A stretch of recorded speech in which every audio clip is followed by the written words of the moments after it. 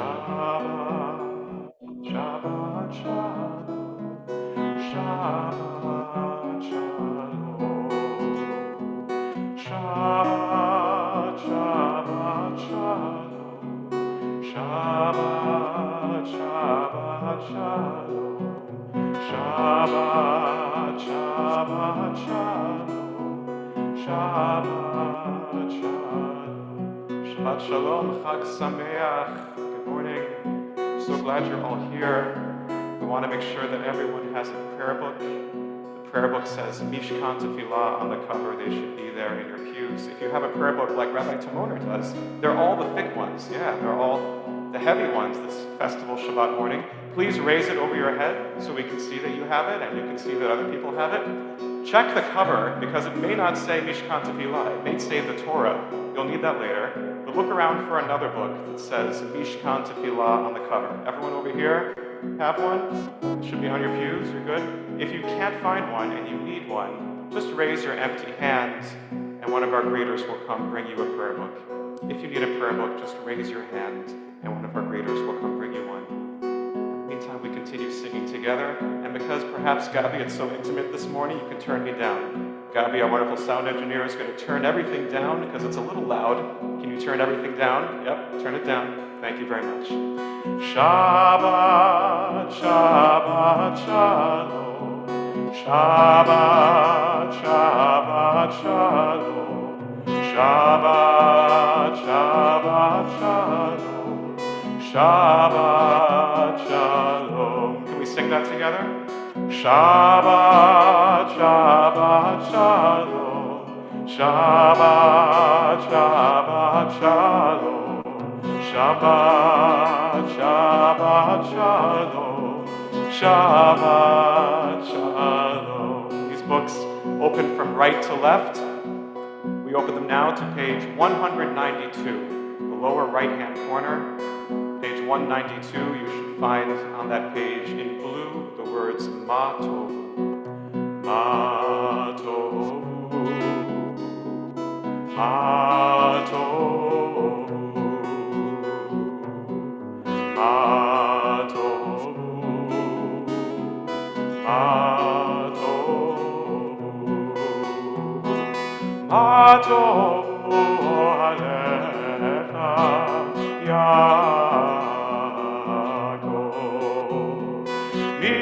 Mishkenotecha Yisrael, Ma Tovu, Ma Tovu, Ma Tovu, Ma Tovu. Let's sing that together again. Ma Tovu, Ma Tovu,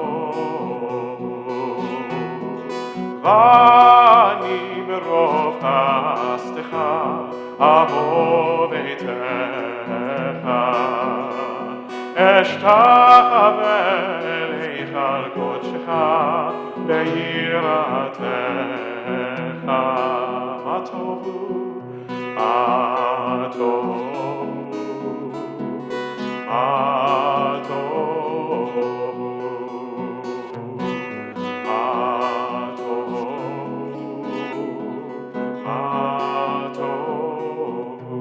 of 192. Vani tefilati lecha Adonai ezratzon Elohim berov chasdecha Aneni bemet ishecha Ma tovu Ma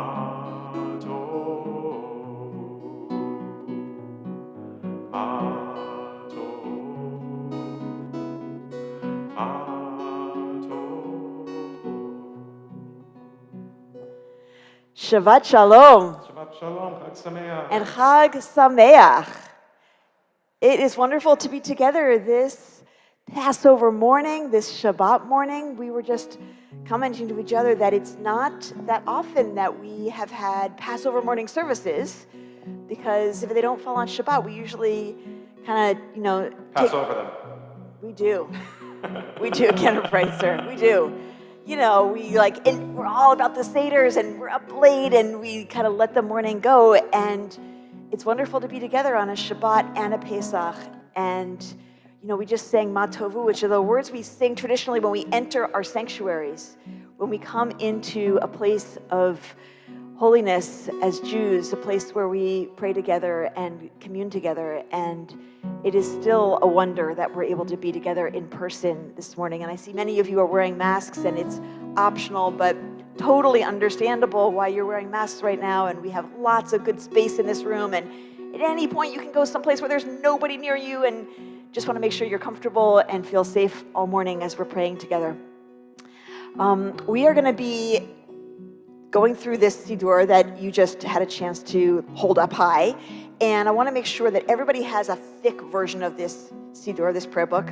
There are thin versions spread out there, and you need the thick one today, because we're going to also be doing some of the prayers that have to do with the festival of Passover, and those are only in the thick prayer book.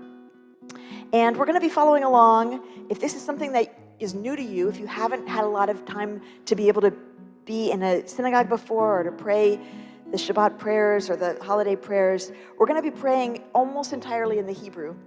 But if you don't read Hebrew, even if you have been in services a lot in a synagogue, if you don't read Hebrew, you can see every single word is transliterated right next to the Hebrew. It's spelled out in the letters of that we're familiar with. And so you can follow with every word and every syllable. You can join us with every bit of what we're doing, and we invite you to do that. And below the prayers, you'll see the translation, so you can see, what are we saying? What is the meaning of the words we're praying? And on the left page, in most cases, what you'll find there is not the translation, but other English words, other poetic words that are helping you find your way to connect to the meaning of what we're doing. And that's really important, because you are not an audience, and we are not performers. You are not spectators, and this is not a show. But we are actually making Shabbat together and celebrating Passover together. And we're doing that by sharing words, by sharing melodies, by sharing silences, by sharing learning. We're doing that together because we need it. You actually need this. Even if you've never done it before, you need this. Even if you've done it a million times before, and so it seems totally so familiar that it could be rote. It shouldn't be rote. It shouldn't be so familiar that you forget that you actually need it. You really need it. Because Shabbat is this brilliant, brilliant inheritance that we have. That everybody needs a break. Every 7 days we need a break. We need time away from all of the work of the world, all the things that keep us busy on all the other days, all the rushing and the running. And maybe a lot of people yesterday had a day full of rushing around, getting ready for the holiday. Maybe you were cooking yesterday. Maybe you were shopping. Maybe you were making guest lists. Maybe you were busy with your work world. Maybe you were responding to emails and texts and things that buzz and beep on a phone. And if that is something you have, well, you can just turn that thing off right now. You don't need it, and we don't want to hear it. And you don't need it, because this is a day apart from all of that. This is a day when you remember your breathing. Remember your breathing right now. This is the day when you remember that you're alive. And guess what? It's also today a day when you remember that you are free. You are free, and you have choices. And you are alive and free. And it is glorious to be alive and free. And so this morning we are celebrating all the miracles that are bound up in that simple truth that we are alive and we are free. You can move in any way you want. You can see myriad colors and shapes. You can feel in your body. You can feel love this morning. You can feel pride. You can feel gratitude. You can feel joy. You can feel all the range of feelings. It is wondrous to be alive, and it is happening right now. And it is not something that happens forever, but it's happening right now. And so we have so much to celebrate. And so the point is, the reason we want you to know about how these books work is because we want you in it with us. We want you to use this time to get in touch with the wonder of being alive and being free. Being in touch with all the freedoms that you may not even be in touch with, that you might forget you have. All the aliveness that you might have let go dormant. It's spring and everything's bursting, and you are too. And so this morning is getting in touch with all of that. Use the words, use the melodies, use the silences, use the teaching to wake yourself up. You are alive and you are free and we are together and we get to sing about that. And so we're going to, in the beginning of our service, we're going to be doing a lot of praising and thanking, and we're going to come across the name of God a lot. We're going to be praying to God. And if you're somebody who thinks, not sure how I relate to that, okay. First of all, if you relate to it well, then just go with it. And if you don't, if you struggle with it, well, then maybe put down the struggle, because you don't need to struggle with that this morning. You could just go with it. And you could translate the word God or the name of God to something that you can get in touch with. Life, the universe, time, something huge, vast, something that reminds you how small you are and how big it all is and how awesome it is. That's what this is about.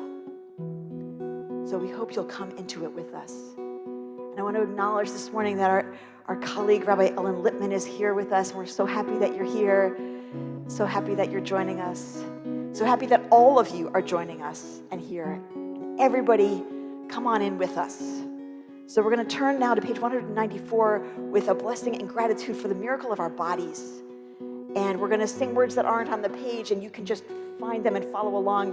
Cantor Breitzer will be singing them. It's easy to follow. And then he'll finish with the last line of the Hebrew on that page. And then we'll go from there into the morning blessings that are every morning, the ordinary miracles. So many things to be grateful for that we might miss if we're not paying attention. And then we'll go from there into Psalm 150, which is basically the word hallelujah, with every kind of voice and instrument we've got, just wanting to raise up the praise. And we're going to, at that point, give you some instructions about how to get in it with us. But now we're on 194, grateful for our bodies. I thank you for my life, body and soul. Help me realize I'm beautiful and whole. I'm perfect the way I am, and a little broken too. I will live each day as a gift I give to you.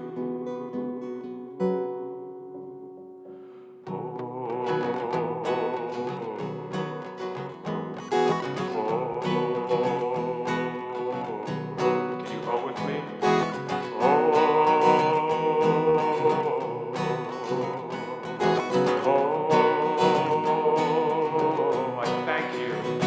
I thank you for my life, body and soul.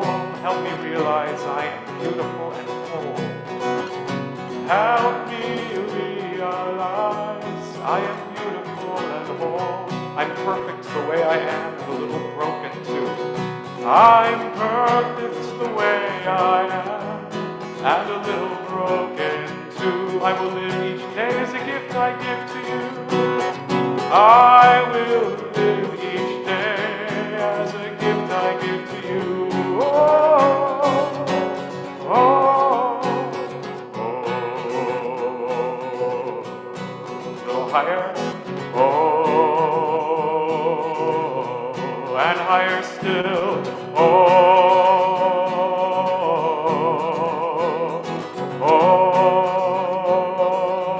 The middle of 194. Baruch atah Adonai, rofei kol basar umachli ha'asot. Again. Baruch atah Adonai, rofei kol basar umachli ha'asot.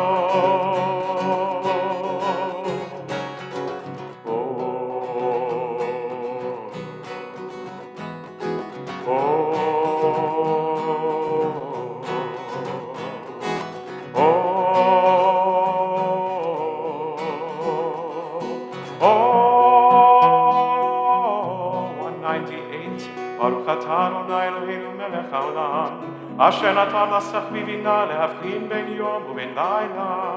ברוך אתה אדוני אלוהינו מלך העולם, פוקח עברי. ברוך אתה אדוני אלוהינו מלך העולם, מתיר אסורים. ברוך אתה אדוני אלוהינו מלך העולם, זוקף כפופים. 200. ברוך אתה אדוני אלוהינו מלך העולם, רוקע הארץ על המים. ברוך אתה אדוני אלוהינו מלך העולם, המכלין מצעדי גבר. ברוך אתה אדוני אלוהינו מלך העולם, מלביש ערומים. ברוך אתה אדוני אלוהינו מלך העולם, הנותן ליעף כוח. Praise to you, Adonai, our God, sovereign of the universe, who removes sleep from the eyes, slumber from the eyelids. 202.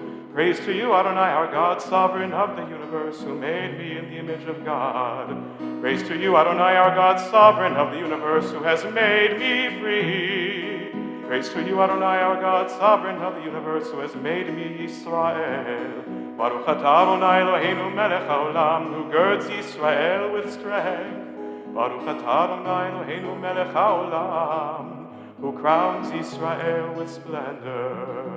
We're now going to invite everyone here, if you're comfortable and able, to please rise, take your prayer book up here, surround Rabbi Timoner and I all the way around the lectern.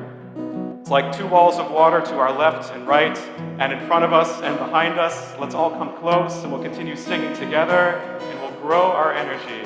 Oh, come on up, come on up. Oh, you can come right in front of us. You can come right in front of us too. Oh, you can even come behind us. Look at that. Oh, hallelujah. Hallelujah, hallelujah, hallelujah, hallelujah, hallelujah, hallelujah, hallelujah. 2:18.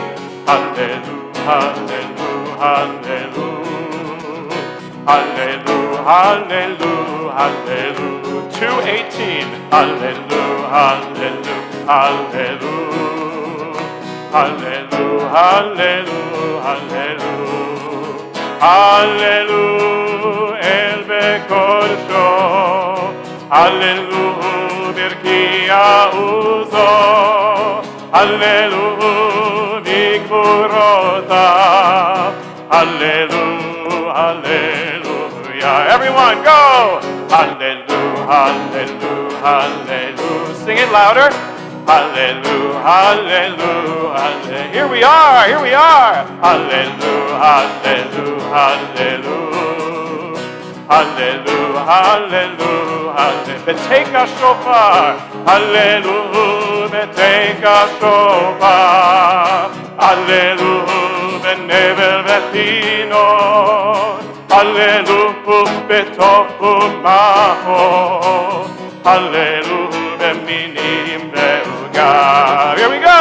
Hallelujah, hallelujah, hallelujah. Stomp your feet. Why not? Hallelujah, hallelujah. We're marching together. Hallelujah, hallelujah, hallelujah. Hallelujah, hallelujah. Tzilzele shama. Hallelujah, tzilzele shama. Hallelujah. Tzilzlei Brua, Kol Anshama Hallelujah, Hallelujah, Hallelujah. Everyone singing the count of 3. 1, 2, 3. We can do better, we can do better. I know it's early, but here we are. Hallelujah, hallelujah, hallelujah, hallelujah, hallelujah, hallelujah, hallelujah, hallelujah, hallelujah, hallelujah, hallelujah, hallelujah, hallelujah,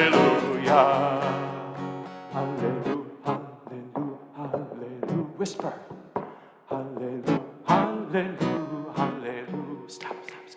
Hallelujah, hallelujah, hallelujah, hallelujah. Now we're going to take that energy we built up and we're going to make this the friendliest place you've ever been in Brooklyn. So you're going to find somebody you don't know, you're going to introduce yourself, you're going to wish them a Shabbat Shalom. And stay here, stay around here. We're going to stay around here.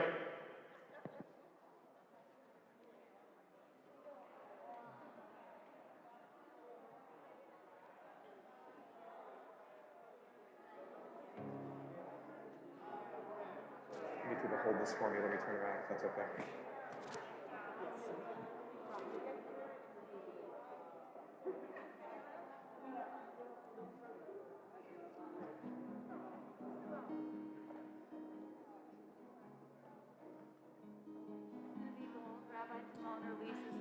Oh, hi.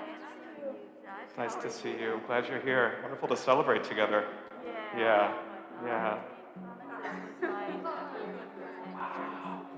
Last thing we studied.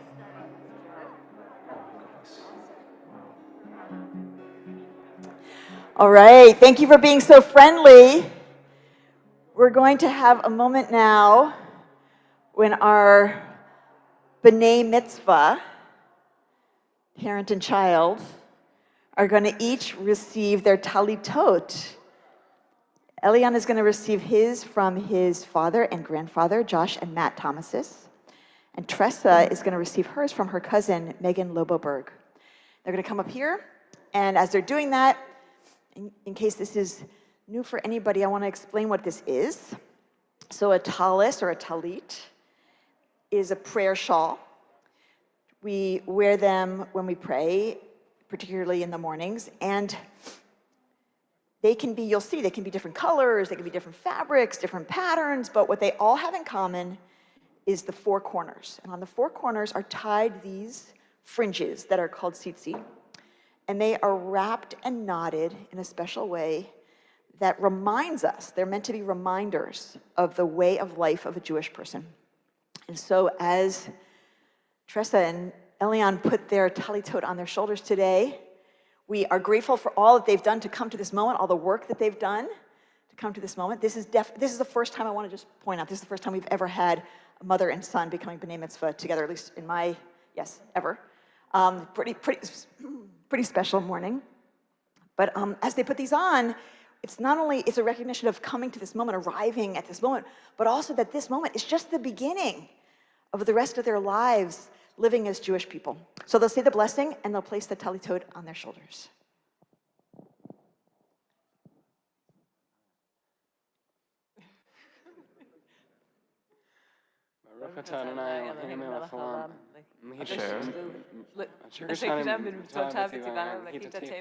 Amen.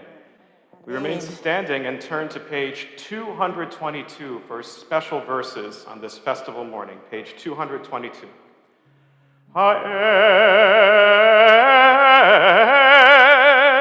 you can turn around if you like. Betatzumot uzecha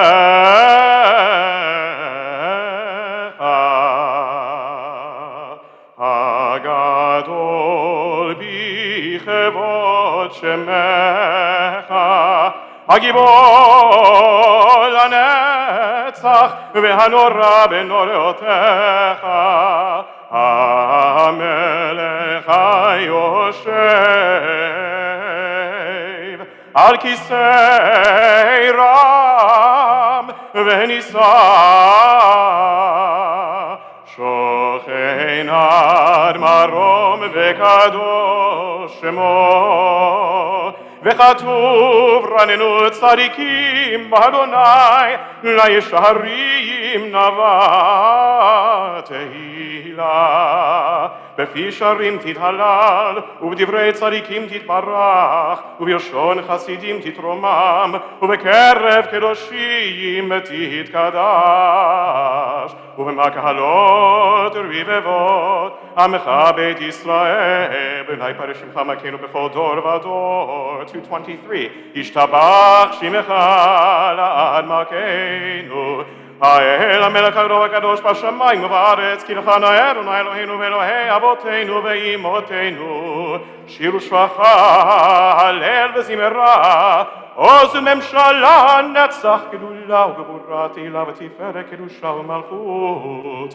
ברכות והודאות מעתה ועד עולם, ברוך אתה אדוני, אל מלך גדול ותשבחות, אל ההודעות, אדון הנפלאות, הבוחר בשירי זמרה, מלך אל חי העולמים. 224, יתגדל ויתקדש שמי רבה, ועלמד יברח חילותי וימליך מלכותי בחייכון וביומכון ובחיי לכל בית ישראל, בעגלה ובזמן קריב ויאמרו, אמן. יהי שמי רבה מברך, לעלם ולעלמי עלמיה. יתברך וישתבח, יתברך בתרומם ויתנשא, ויתהדר ויתעלה ויתהלל שמי לקודשה, בריחו לעילה מן כל ברכתה ושירתה, תושבחתה ונחמתה, תאמירן בעלמה, ואמרו אמן. 226. ברכו את אדוני המבורך, ברוך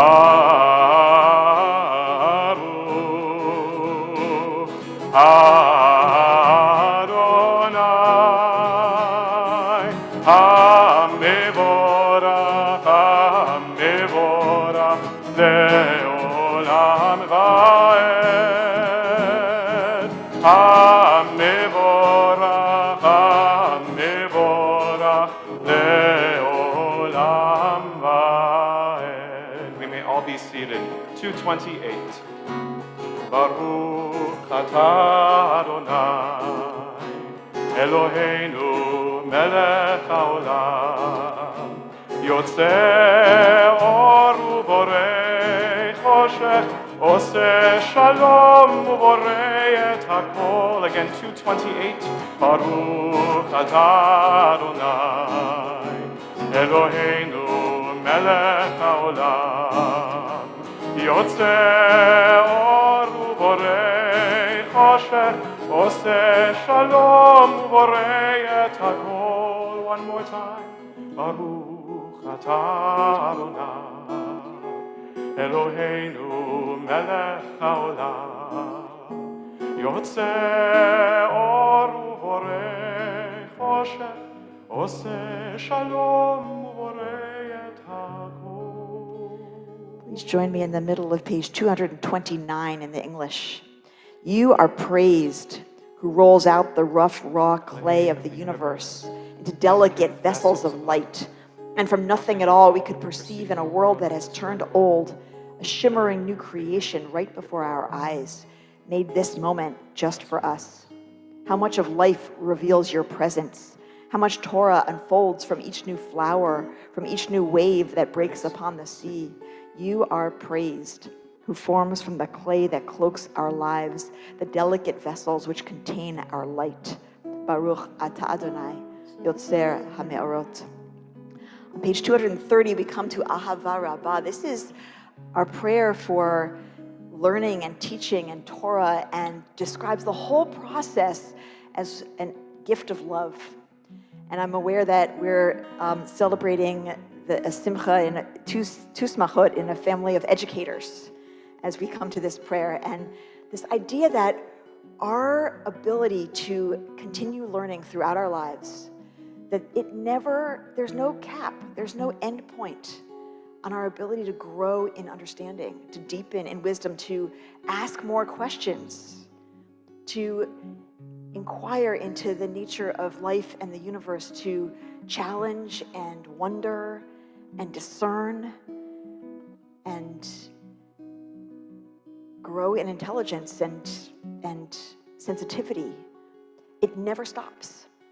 And so that is understood by our tradition as a gift of love, the idea that we have guidance that come from the generation before us, that come from God, that come from our tradition, to help us understand how to live in the world, and that we never stop learning. That is what this prayer is about. And as we celebrate two people who've done a lot of learning to come to this day, we celebrate all of our capacity to learn throughout our lives. Page 230.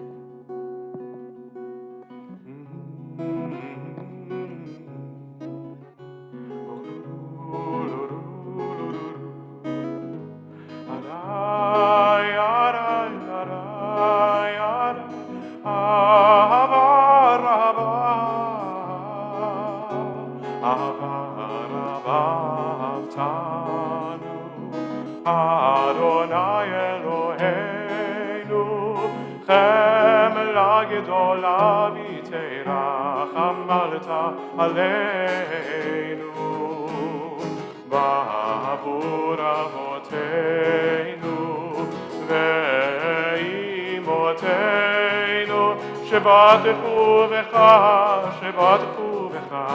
ba'avu imoteinu, ותלמדם חוקי חיים, כן תכוננו, תלמדנו, המרחם, רחם עלינו,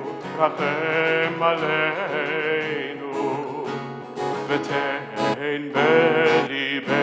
בליבנו, להבין ולהשכיל, לשמוע, ללמוד וללמד, לשמור ולעשות ולקיים את כל דברי תלמוד תורתך באהבה והערננו בתורתך ודבק ליבנו במצוותיך ויחד לבבינו וירא ולירא את שמך ולא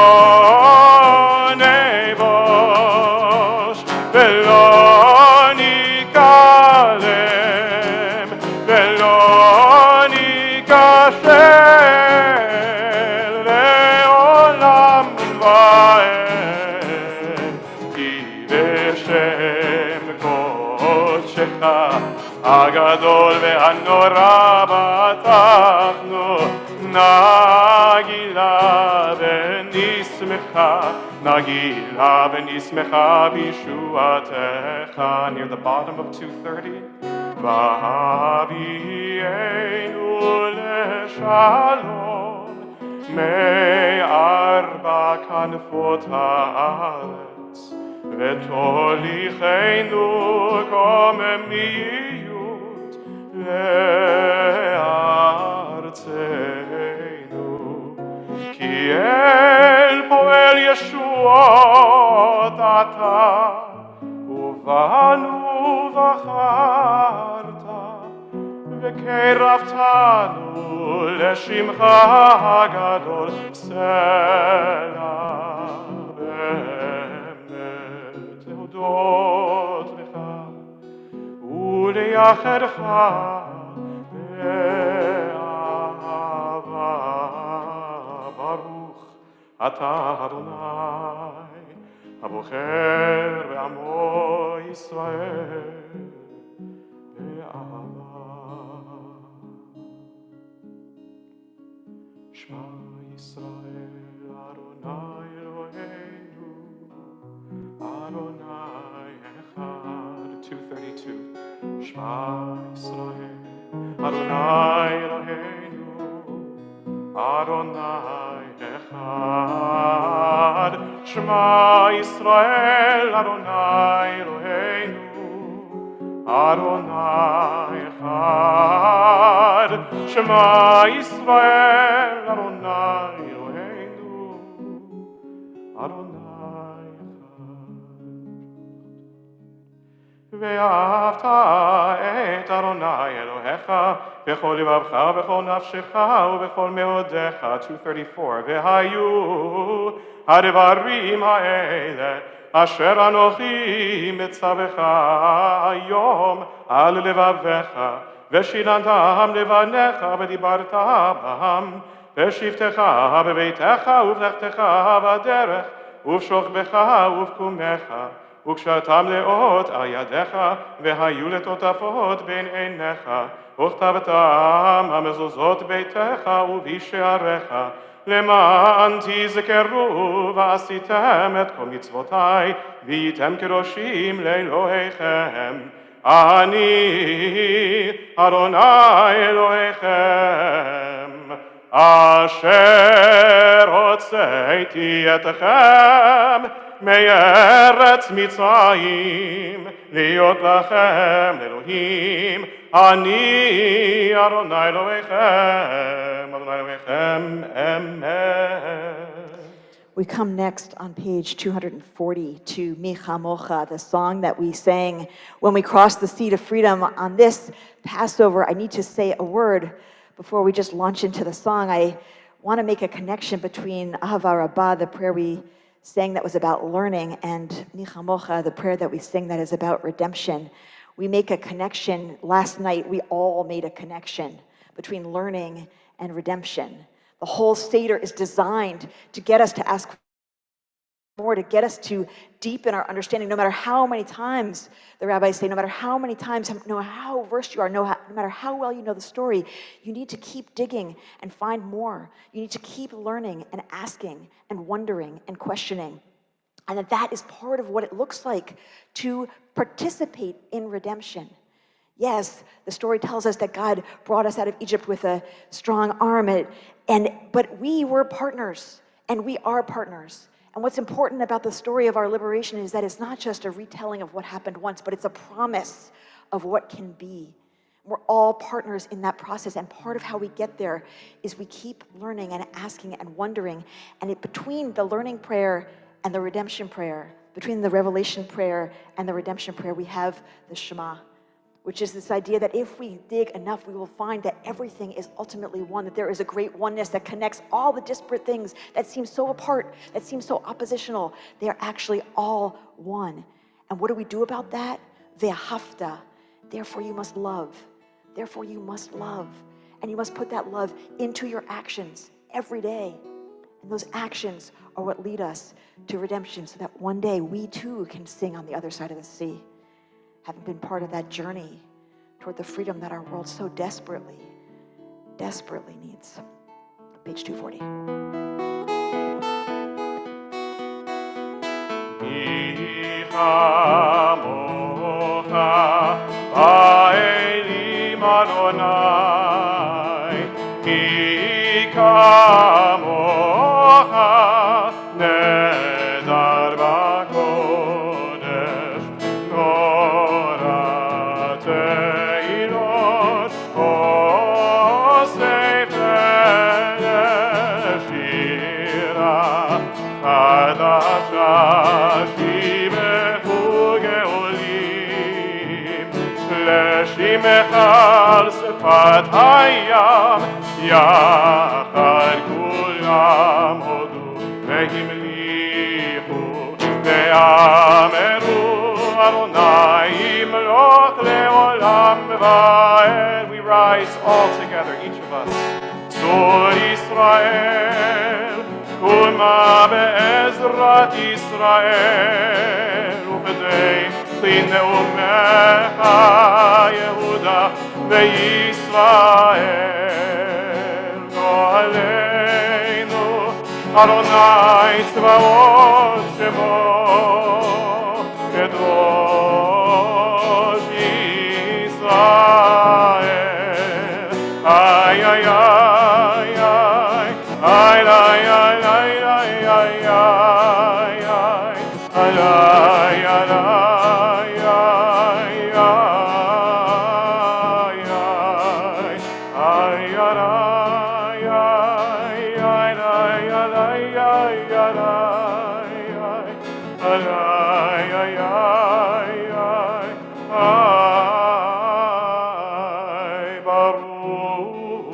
Adonai, Ka'al Yisrael.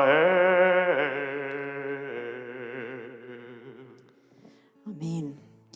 We are turning now to our Amidah, and because this is a festival morning, because this is Passover, we are turning to page 468 in our Sidurim for the special festival Amidah. I want to just say a word that no matter when we say the Amidah, it always begins with a prayer about the generations, about our connection to our ancestors and our taking our place in the long line of those generations who sat around Seder tables, who told the story of our going forth from Egypt, who prayed these same prayers. When we come to the third prayer, the Kiddushah, we also sing Ledor Vador from generation to generation. And as I mentioned before, this is the first time we've ever had a B'nai Mitzvah celebration with two generations in the same family becoming B'nai Mitzvah on the same morning. So we're in touch with that idea of, more than ever, of passing this tradition from generation to generation and being connected across those generations. I want to note that we, in the festival Amidah, are going to make a special prayer for dew in the Givorot, in the second prayer we pray. And so all winter, we've been praying for wind and rain. And now, just today, we switch over and we pray for dew as the spring is here. And we celebrate the beautiful, fresh awakening of the earth represented by the dew. The melody informs our special prayers accordingly as well. Page 468. Adonai sefatai tiftachu v'yagid tehilatecha. Adonai, open up my lips that my mouth may declare your praise. Page 470. Baruch Atah Adonai Eloheinu ve'Elohei avoteinu ve'imoteinu Elohei Avraham Elohei Yitzchak ve'Elohei Yaakov Elohei Sarah Elohei Rivka Elohei Rachel, Elohei Leah, Ha'el, Hagadol, Hagibor ve'Hanora, El Elyon, Gomer Chasadim Tovim ve'Konei Hakol, וזוכר חסדי אבות ואימהות ומביא גאולה לבני בניהם למען שמו באהבה מלך עוזר מושיע ומגן ברוך אתה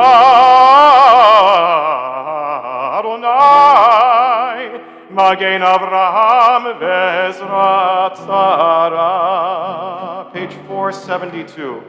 Ata Gibor Leolam Adonai Mechaye Metim Ata Rav Lehoshia.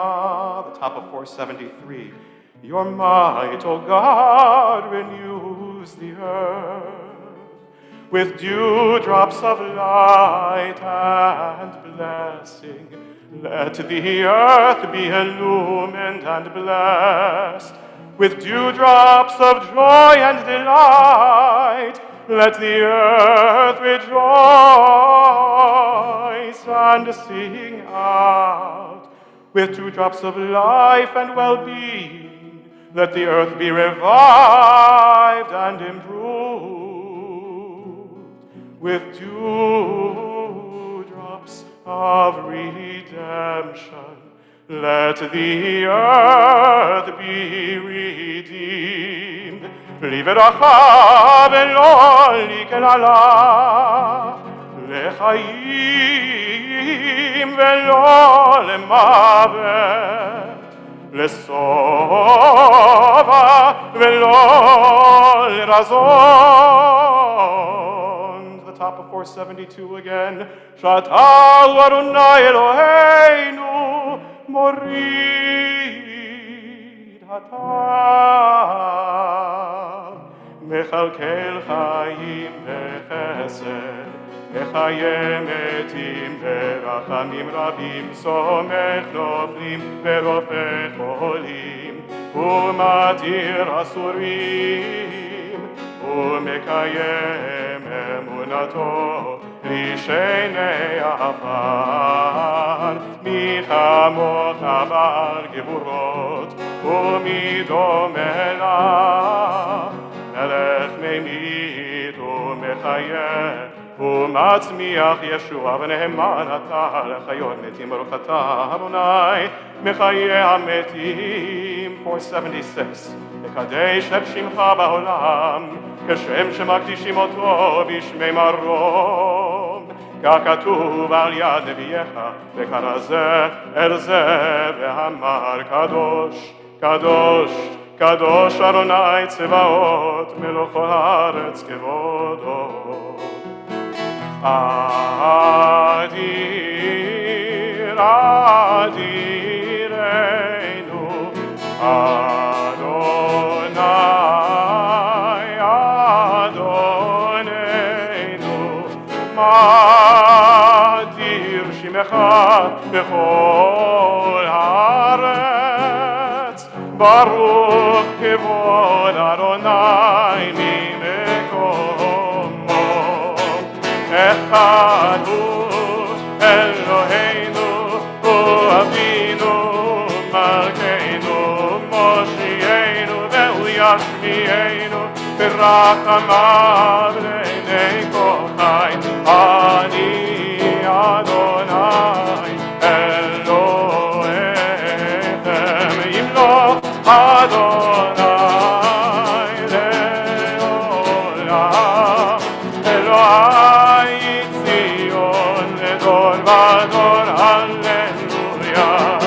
לדור ודור, לדור ודור, לדור ודור נגיד עוד לך louder, לדור ודור, לדור ודור, לדור ודור נגיד עוד לך ולנצח נצחים, ולנצח נצחים קדושתך תחתיש בשפחך אלוהינו מפינו לא ימוש לעולם ועד לדור ודור, לדור ודור, לדור ודור נגיד גודלך, לדור ודור, לדור ודור, לדור ודור נגיד גודלך, ברוך אתה אדוני האל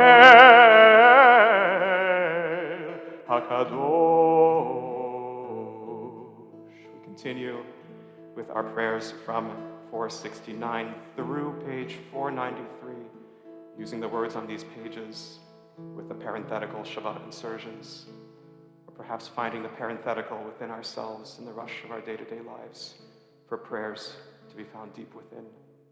When we've each finished our prayers, we may be seated.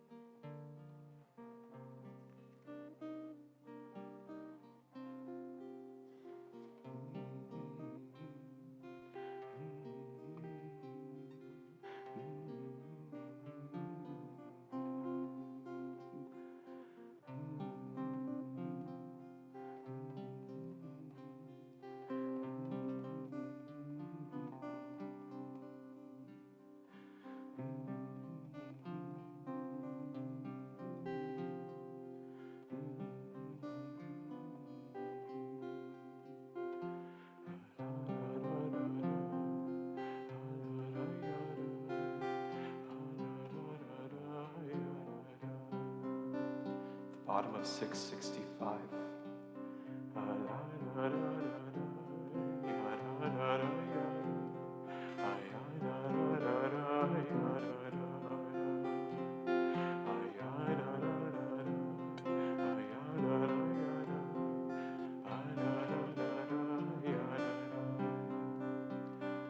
I understand that for some of us, last night was the first time we were able to gather in person with generations of a family around the Seder table for the first time in many years. At my Seder table, we had people in their 70s all the way down to people aged 7 and 9. And when we came to the heart of the Magid, the Haggadah, the Passover narrative, we described this idea of the Seder being a sort of primordial technological liturgical time machine. And of course, that piqued the 7-year-old interest very much. And he looked and said, "What do you mean?" And I said, "Well, if you think about it, in every generation, it says here at the bottom of 665, in each and every generation, we are to see ourselves as if we personally came out of Egypt. And somehow by tapping into that narrative and reliving this ritual, gathering around the table in this way with generations represented, we are in some way traveling back to that time and place. And even if this is our first time in the synagogue together in a long time, or ever, for some of us, we were in this synagogue many, many years ago, perhaps, an entirely different moment in our lives. We look around and we see the faces, we see the space, we see the red carpeting, and we perhaps are transported to another time and place in our lives as well. This is the heart of the Passover story, each of us having made it through the narrow places, 665. בכל דור ודור חייב אדם לראות את עצמו כאילו יצא ממצרים. בכל דור ודור חייב אדם לראות את עצמו כאילו יצא ממצרים. בכל דור ודור חייב אדם לראות את עצמו כאילו יצא ממצרים. בכל דור ודור חייב אדם לראות את עצמו כאילו יצא ממצרים. Together, כאילו יצא ממצרים. Two more times. כאילו יצא ממצרים. כאילו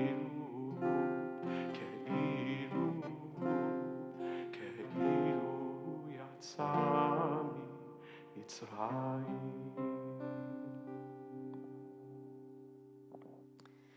Very soon we'll be turning to our Torah service and the Hallel, our special psalms of praise that are for the holiday. But first we have some greetings and announcements from our Board of Trustees and Joanna Pressman. Shabbat Shalom and Chag Sameach, everyone. Welcome. On behalf of the Board of Trustees, I want to say a thank you to our clergy, Rabbi Rachel Timoner and Cantor Josh Breitzer, for leading us today.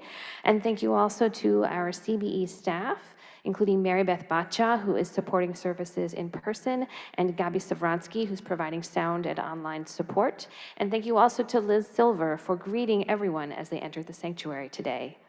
Mazel tov, of course, to Tresa and Elian on your B'nai Mitzvah. I'm so glad to be here with you all today. And thank you to Josh Thomas's and Tresa Elguera for sponsoring our community Kiddush this morning in honor of your family's Simcha. Here are the announcements. To coincide with our Yisker observance during Passover, CBE will participate in Requiem, a ritualized grief project and community-driven memorial to honor those that have died from COVID-19, as well as to celebrate their lives. We will be holding a compassion drawing event in the CBE Sanctuary following Shabbat services on Friday, April 22nd and Saturday, April 23rd. Next, a special meeting of the CBE membership will be held on Tuesday, April 26th at 7 p.m. The purpose of the special meeting is to provide notice of proposed amendments to CBE's bylaws, to bring the size of the Board of Trustees back to its pre-merger size of 21 from 23, and to change the name of the House Committee to the Buildings Committee. This meeting will be held over Zoom. Check your email and the website calendar for more information and to register. Next, save the date. Mark your calendars now for the CBE Spring Fundraiser on Tuesday, June 14th at 6:30 p.m. in the CBE Ballroom. Help us build a foundation for the future and come together as we honor Kara and Rob Raish. That's it for the announcements. I invite you all to stick around for Kiddush, which will begin with blessings on this side of the sanctuary and then continue with a nosh over there, but please start over here. And you can find information about all of our upcoming programming on our website at cbebk.org. Thank you all for being here, and Shabbat Shalom and Chag Sameach. Thank you, Joanna. I want to just also add a plug for my class, which comes right after services. I'm teaching it with Jonathan Spear, and it is about anti-Semitism and social justice and the interplay between those two things. And we're reading a book called Anti-Judaism by David Nirenberg.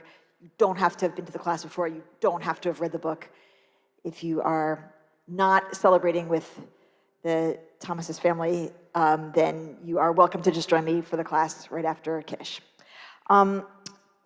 We are turning now to page 558. Oh, actually, before we do that, I want to say a word about Requiem, which you heard about, in case you're interested at all. It's open to the whole Brooklyn community, and it is kind of like the AIDS Memorial Quilt, but for COVID. It is a national and international project of remembrance and creating a collective memorial for all those who lost their lives to COVID. And the drawing is drawing golden circles representing each life lost, and you're also able to write names in the circles representing of names of people who are loved ones or people you know who lost their lives. So spread the word. It's open to everyone, and we're hoping the general community will come and participate.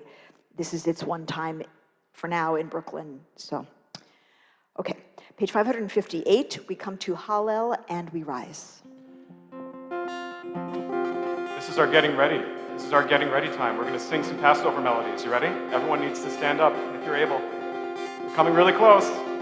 Baruch atah Adonai Eloheinu melech haolam asher kiddushanu b'mitzvotav v'tzivanu likro et Hallel. Hallelu et Adonai kol goyim shabechu kol haumim ki gava aleinu chasto ve'met Adonai leolam. Halle, halle, halle, hallelujah. Halle, halle, halle, hallelujah. Again, halle, halle, halle, hallelujah. Halle, halle, halle, hallelujah. Odu l'Adonai ki tov ki le'olam chasto, yomana Yisrael ki le'olam chasto.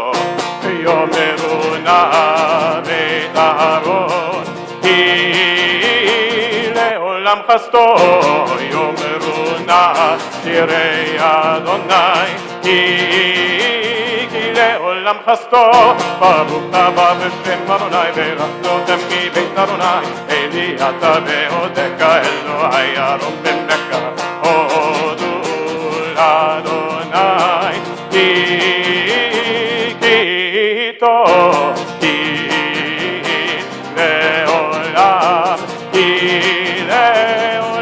chasto. Dai dayenu, dai dayenu, dai dayenu, dayenu, dayenu, dayenu, dai dayenu, dai dayenu, dai dayenu, dayenu, dayenu.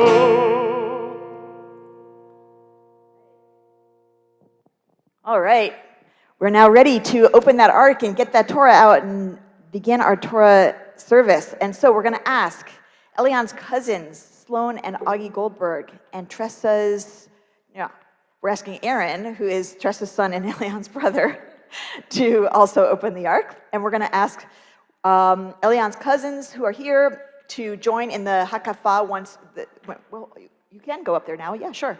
They're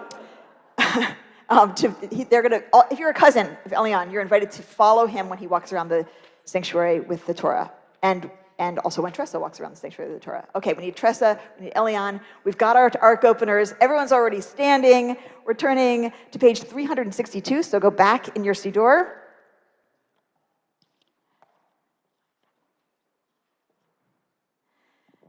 And we begin. Ein kamocha v'Elohim Adonai, ve'ein kema'asecha, malchutcha malchut kol olamim, u'memeshaltecha bechol dor v'dor. Adonai melech, Adonai malach, Adonai melech, Adonai malach, Adonai imloch leolam va'ed. Adonai oz le'amo yitein, Adonai yivarech et amo v'shalom. Av harachamim heitiv avirtzonecha et Zion. Tivneh chomot Yerushalayim, Tivneh chomot Yerushalayim. Ki v'chal levad batachnu, Melech el ram v'nisa Adon ulamim. Page 364. Ki mitzion tetzei Torah, Ki mitzion tetzei Torah, udevar Adonai mirushalayim. 366. Baruch shenatan Torah, Torah, Baruch shenatan Torah, Torah. Wait, le'amo Yisrael b'kedushato.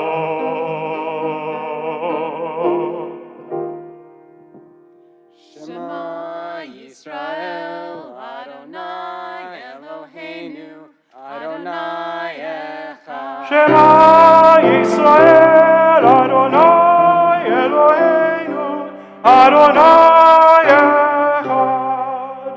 Echad Eloheinu, Gadol Adonenu, Kadosh Shemo. Echad Eloheinu, Gadol Adonenu, Kadosh Shemo. Adonai, Roma Shemo Yachdav. Adonai hagedula v'hagevura v'hatiferet v'hanetzach v'hahod. Ki chol b'shamayim u'va'aretz, Ki chol b'shamayim u'va'aretz. V'lecha Adonai hamamlacha v'haminaseh lechol rosh. Romemu, Romemu, Romemu Adonai Eloheinu ve'ishtachavu le'har kodesho. Keep clapping. Romemu, Romemu, Romemu Adonai Eloheinu ve'ishtachavu le'har kodesho. Ki kadosh Adonai Eloheinu, Ki kadosh Adonai Eloheinu, al shlosha devarim על שלושה דברים, על שלושה דברים העולם עומד, על שלושה דברים, על שלושה דברים, על שלושה דברים העולם עומד. Get ready? על התורה ועל העבודה ועל גמילות חסדים, על התורה ועל העבודה ועל גמילות חסדים. Elian, have a seat. Elian, have a seat. Everyone else, please be seated.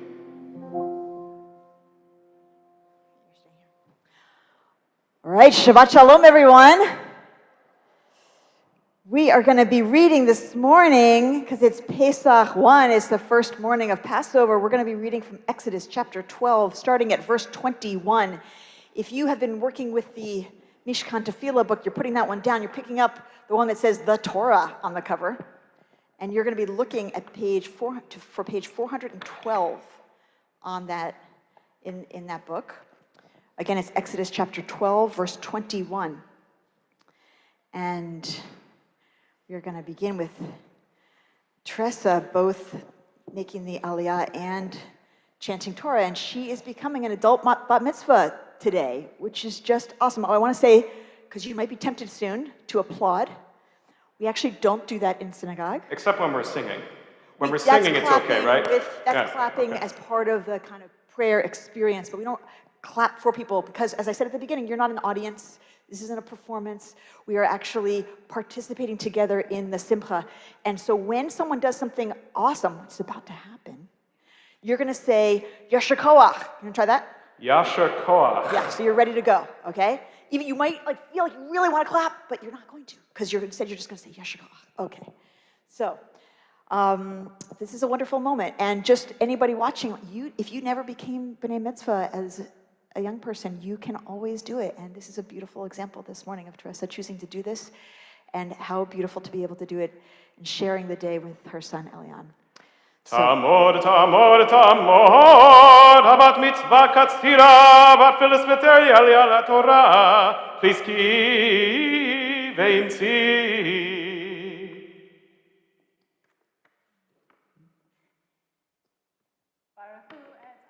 Baruch Adonai Mevorach le'olam va'ed.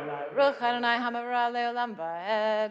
Baruch atah Adonai Eloheinu melech haolam asher bachar banu mikol ha'amim v'natan lanu et torato. Baruch atah Adonai noten ha'torah.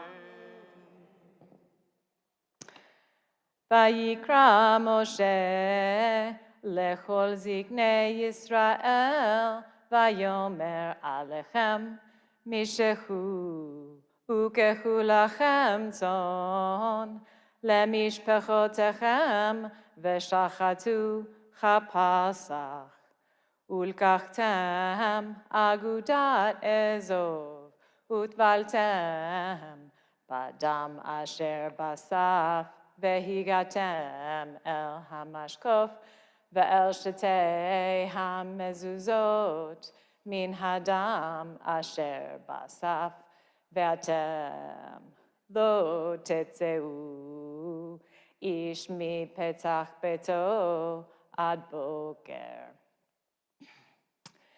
Ve'avar Adonai lingof et Mitzrayim ve'ra'a et hadam al hamashkof ve'al shetei ha'mezuzot ufasach Adonai al ha'petach ve'lo yiten chamashchit lavo el batechem lingof ushmartem et hadavar hazeh lechok lecha ulevanecha ad olam.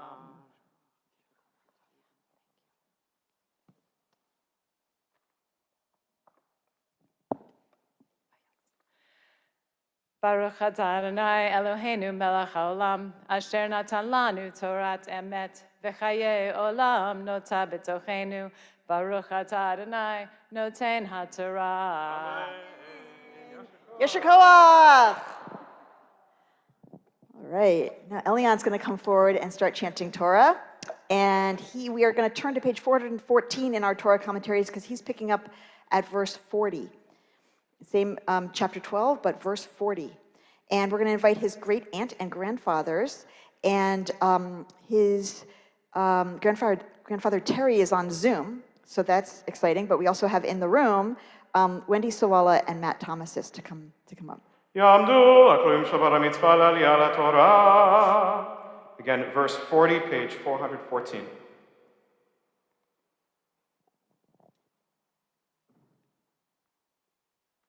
Oh, that's his grandfather, his other grandfather. Oh my gosh.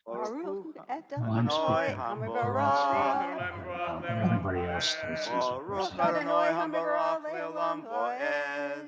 Baruch atah Adonai Eloheinu melech haolam asher bacha banu mikol ha'amim v'natan lanu et Torato. Baruch atah Adonai noten haTorah. Amen. Umoshav b'nei Yisrael asher yashavu b'Mitzrayim shaloshim shana ve'arba me'od shana vayehi miketz shaloshim shana ve'arba me'od shana vayehi be'etzem hayom hazeh yatzeu kol tzivot Adonai me'eretz Mitzrayim le'el shimurim hu l'Adonai l'chotzia me'eretz Mitzrayim hu halayla hazeh l'Adonai shimurim l'chol b'nei Yisrael l'dorotam.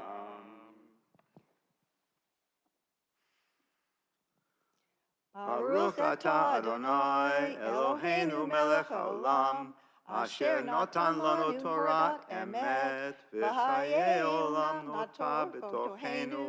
Baruch atah Adonai noten haTorah. Yeshikoach. We now invite Elian's parents, Josh and Tresa Elguera, for the Aliyah. Yamdu akroim Shabbat Mitzvah Elian Torah. Verse 43.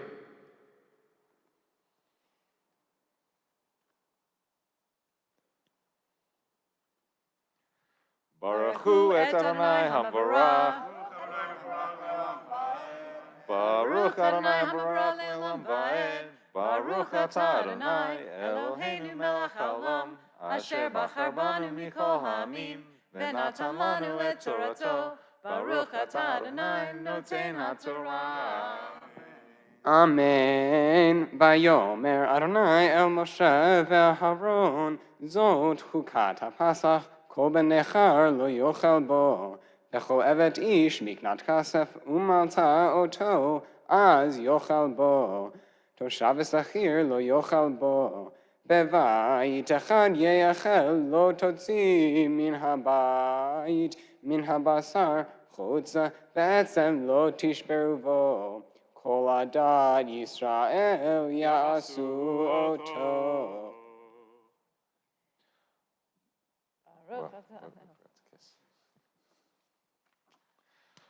Baruch atah Adonai Eloheinu melech haolam asher natan lanu Torah emet v'chayei olam nata b'tochenu. Baruch atah Adonai noten haTorah. Amen. We now call forward Elian as a bar mitzvah by his Hebrew name. Ya'amod, Ya'amod, Ya'amod. Abachor bar mitzvah Yisrael ben Yoshua v'katzira l'Aliyah Torah. Chazak ve'amatz. Baruch hu et Adonai Hamvorah.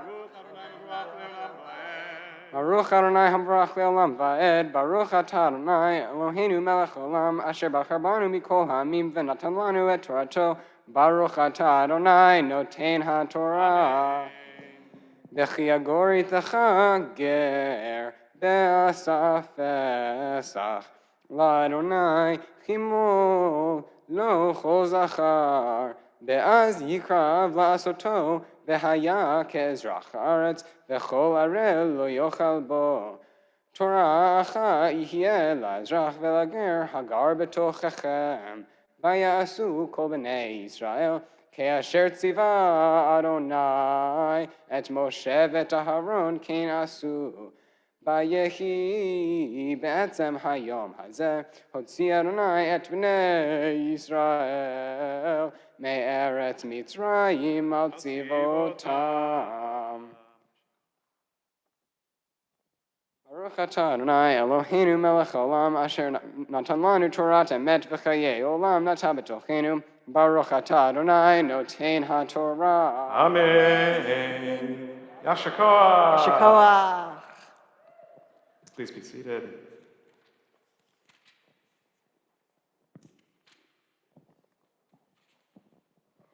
And take a moment now with the Torah in our midst.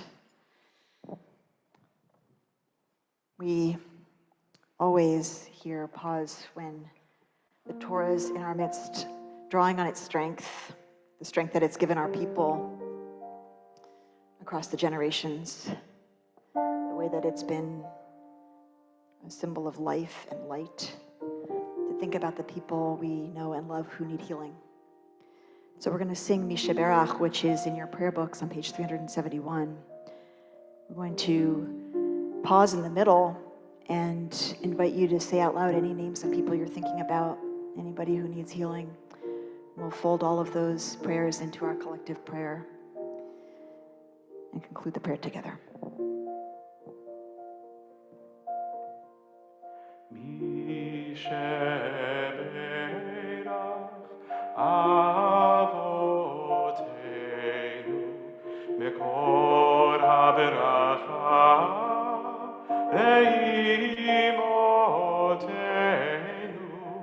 May the source of strength, who bless the ones before us, help us find the courage to make our lives a blessing, and let us say, Amen. We pray for the people we name now.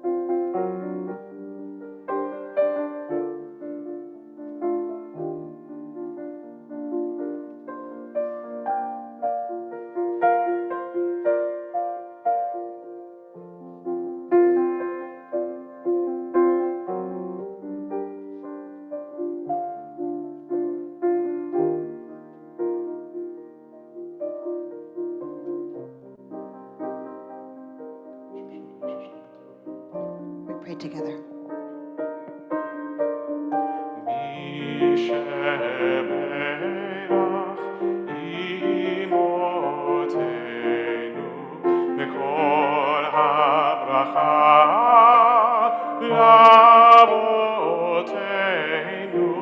Bless those in need of healing with refuah shlema, the renewal of body, the renewal of spirit, and let us say, Amen.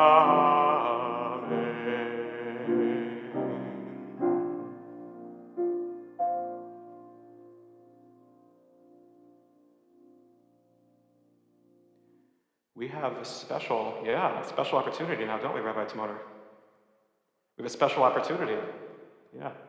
We usually don't invite guests of our B'nai Mitzvah to lift the Torah, but in this case, Ben Thomas is going to come up.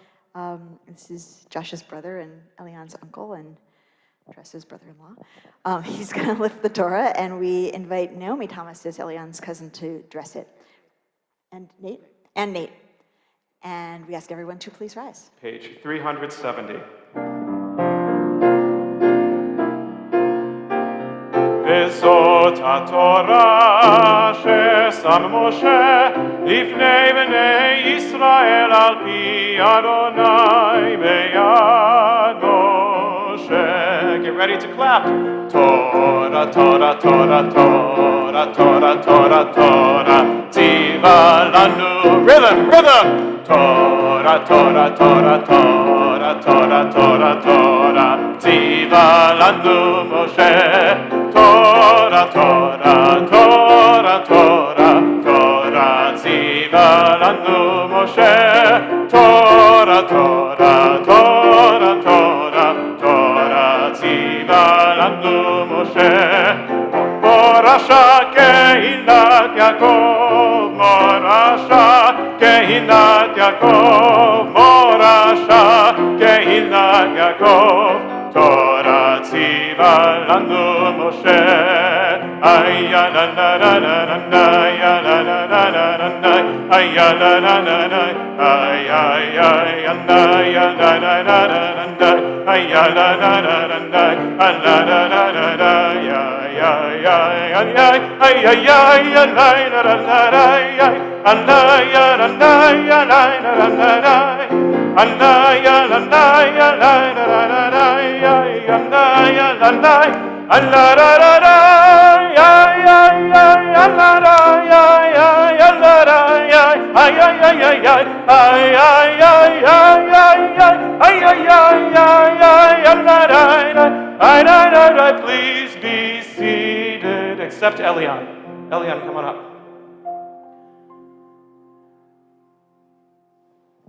All right, so on Shabbat morning, we start out by hearing the words of our original sacred text, the Torah. We hear them chanted from the scroll, and then we turn to the words of Haftarah. And the Haftarah are from the section of the Hebrew Bible of the Tanakh called the Prophets.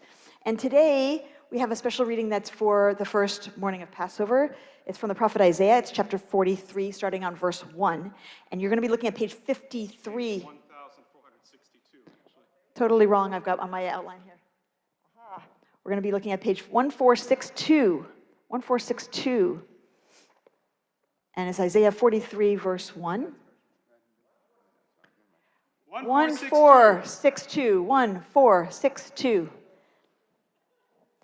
And so one of the fun games when we hear Haftarah chanted is if you can see why was this particular passage chosen to accompany this particular Torah portion of this particular day. I think you'll find a couple of things in the verses that Elian's chanting. He's going to start by chanting the blessing before Haftarah, then chant from Isaiah, then chant the blessing after. Baruch atah Adonai Eloheinu melech haolam asher bachar b'neviim tovim v'ratza v'divreihem hane'emarim be'emet. Baruch atah Adonai habocher b'Torah uv'Moshe avdo uv'Yisrael amo uv'nviei ha'emet v'tzedek. Amen. Amen. Ve'ata ko amar Adonai boracha Yaakov ve'yotzercha Yisrael al tira ki ge'alticha karati v'shimecha liata ki ta'avor b'mayim mitacha ani u'vanharot lo yishtefucha ki telech b'moesh lo tikaveh be'lehava lo tivarbach ki ani Adonai Elohecha kadosh Yisrael Moshiach natati chofracha Mitzrayim kushu seva tachtecha me'asher yakarta ve'enai nichbadta ve'ani ve'avticha ve'etem adam tachtecha uleumim tachat nafshecha Baruch atah Adonai Eloheinu melech haolam tzor kol ha'olamim tzadik b'chol hadorot Ha'el ha'ne'eman, ha'omer ve'yotzei, ha'medaber u'mekayim, shekol divarav emet v'tzedek, al ha'torah ve'al ha'avodah ve'al ha'nevim, ve'al yom ha'shabbat hazeh, ve'al yom ha'ag ha'matzot hazeh, שנתת לנו, אדוני אלוהינו, לקדושה ולמנוחה, לששון ולשמחה, לכבוד ולתפארת. על הכל, אדוני אלוהינו, אנחנו מודים לך ומברכים אותך, יתברך שמך בפי כל חי, תמיד לעולם ועד. ברוך אתה אדוני, מקדש השבת בישראל והזמנים. Amen. Siman tov, mazel tov, mazel tov, siman tov, siman tov, mazel tov, mazel tov, siman tov, siman tov, mazel tov, mazel tov, siman tov. Yehelanu. Pick it all up, come on. Yehelanu, Yehelanu. Ulecho Yisrael. Every piece, pick it up. Yehelanu, Yehelanu. Ulecho Yisrael. Yehelanu, Yehelanu. Ulecho Yisrael. Yehelanu, Yehelanu. Ulecho Yisrael. Siman tov, mazel tov, mazel tov, siman tov, siman tov, mazel tov, mazel tov, siman tov, siman tov, mazel tov, mazel tov, siman tov, Yehelanu. All right. I forgot to give my gentle shower speech, and we got some candy that made it all the way almost to the ark. It's consequences. All right. So I mentioned on Shabbat morning we hear from Torah. Yep. And throwing can go in two directions, can't it? We hear words of Torah, and then we hear words of Haftarah from the prophets, and then we hear our darshan or darshanim, our interpreters of Torah, our seekers of truth, who are digging in, who have dug into this Torah portion, and who have thought deeply about how it applies to us now and what we need to hear. And in their own words, become our teachers this morning. So Elian will go first, and then Tresa. A few months ago, my English teacher assigned a poetry portfolio. The requirement was to start by writing paragraphs about a topic and then cut words to create a rhythm and have it sound like poetry. Now, I wasn't willing to do that. I knew that writing poems like that removes the emotion.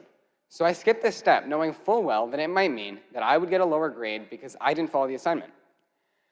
My poems were great, but they didn't follow the format and therefore didn't follow the rubric. That dropped my grade. I chose to do what was right for me, knowing it broke a requirement. There are two types of requirements, those that are considered to be up to interpretation and those that are not. This one should have been up to interpretation, but it wasn't. That left me with two bad options: do the work the way they want and get a worse grade, or get a worse grade and do it the way I felt was right. Jews have a unique view of rules, that they're up to interpretation. This starts in the Torah, which has 613 rules. Many of those have been reinterpreted, first in ancient commentaries such as the Talmud, and now by modern rabbis, to be more relevant to our modern society. These interpretations can be individual as well, as we don't just leave things up to the rabbi. For example, my grandpa will eat a turkey cheeseburger but not a beef one, despite both being technically not kosher. His logic is that turkeys don't make cheese, so it's not mixing a mother's meat with her milk. This is a very my Jewish grandpa thing to do.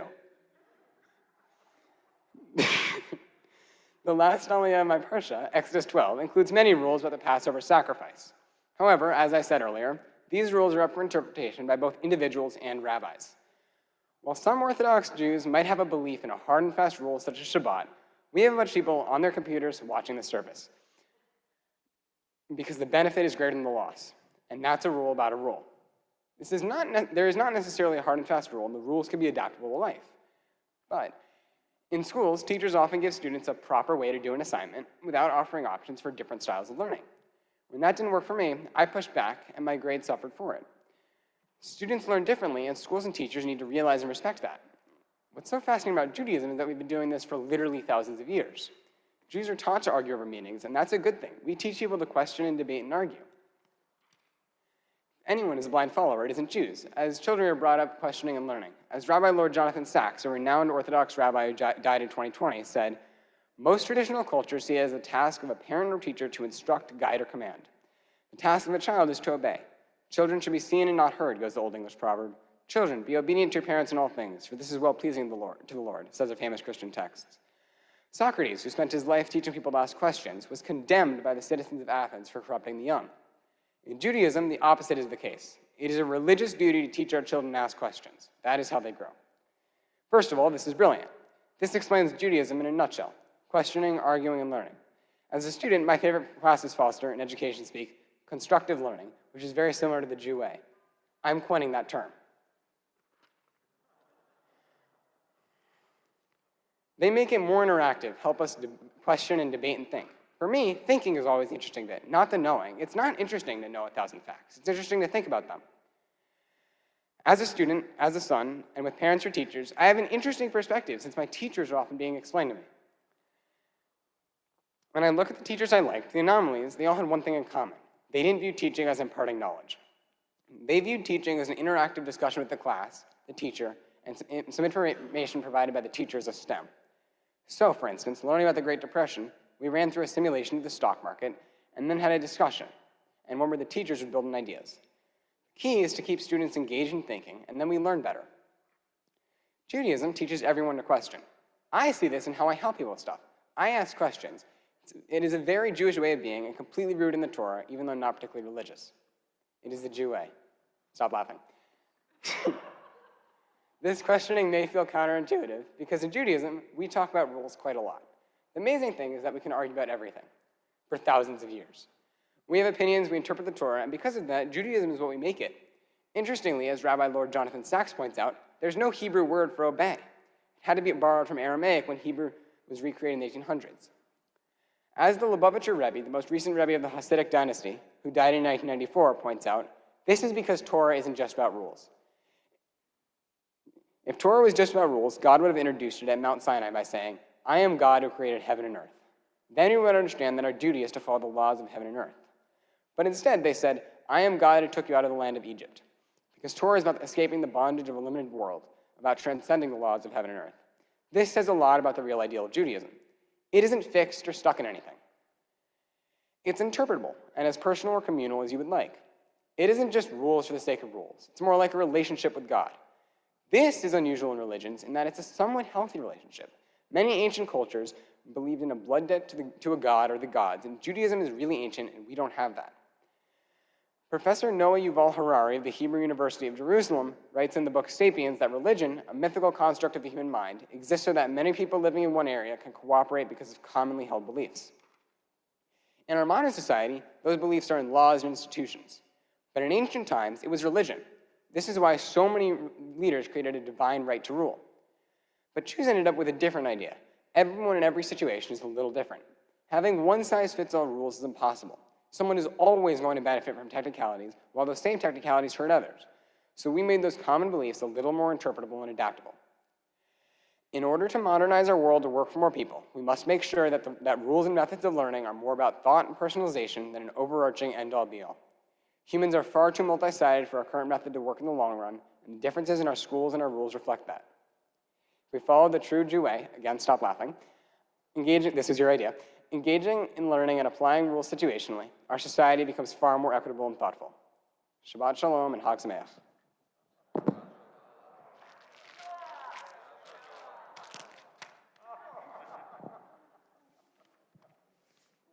I don't think I've ever had anybody instruct the congregation how to react when they're in the middle of giving a Devar Torah, but that's good.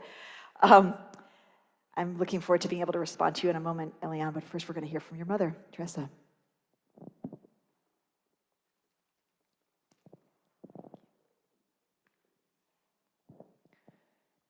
Elian makes the point that rules should be flexible and open to interpretation so that they can be responsive to the uniqueness of individuals and situations. I want to zero in on this a little more. I'd like you to take a moment to consider, if you celebrate Passover, do you do it because you were told to? For those of you who do any kind of religious observance, no matter how big or small, why do you do it? Presuming that no one here follows every commandment in the Torah, which commandments have you chosen? Why those? The Torah portion I chanted is about finding the Passover lamb and marking your doorposts to avoid the killing of the firstborn. It is another set of rules, and we are told to observe these rules in perpetuity. So do we observe Passover rules because we are obedient, or are there other reasons? If we take a look at our homes, our classrooms, our workplaces, and our world, we can see that there are many, many rules and a large amount of variation in terms of which ones get followed and by whom. People flout rules for everything from necessity to entertainment to self-aggrandizement. We gather with like-minded people and publicly break rules in order to change them. Our society has consequences for those who break rules. And of course, we are grappling with the reality that those consequences are sometimes unjust and are applied unequally. But how did we get here? Should we have laws and consequences? Why doesn't everyone follow the rules? Why do we follow some rules and not others?